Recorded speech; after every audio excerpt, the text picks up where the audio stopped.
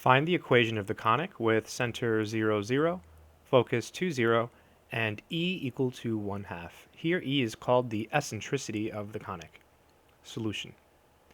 So if we look at the eccentricity, we see that it is less than 1. And that means that our conic is actually an ellipse.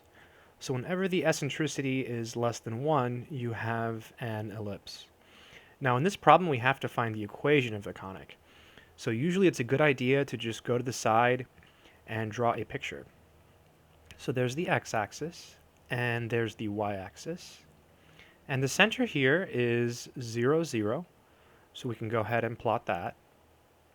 And the focus here is 2, 0, so the x-coordinate is 2, and the y-coordinate is 1, so we're right over here. Okay, we know it's an ellipse, and we have one of the foci. In an ellipse, the foci lie on the major axis. So in this case, the major axis is horizontal. That means our ellipse, and I'll draw a rough sketch, is going to look something like this. And that means that the bigger number goes under the x. So the general formula is going to be x squared over a squared. That's the bigger number. A is always bigger than b in an ellipse. Plus y squared over b squared, and that's equal to 1. If it had been the case that the major axis was vertical, then we would have x squared over b squared plus y squared over a squared equals 1. But that's not the case. We have a horizontal major axis. Okay, now we should be able to use the eccentricity somehow. Well, if we look at the picture, we have that this distance here is 2. This distance is always c. So c is equal to 2. And we know that the eccentricity is 1/2. But for an ellipse, that's also equal to c over a.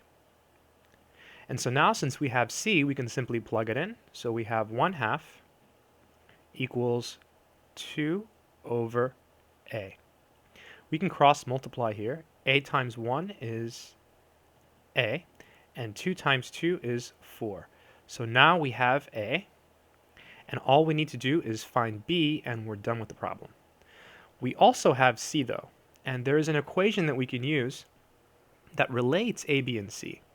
The equation is c squared equals a squared, and then because there's a plus in the ellipse, really easy way to memorize this, because there's a plus, you put a minus here.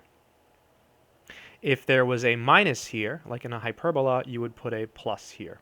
Just a nice cheap trick. It's always the opposite sign.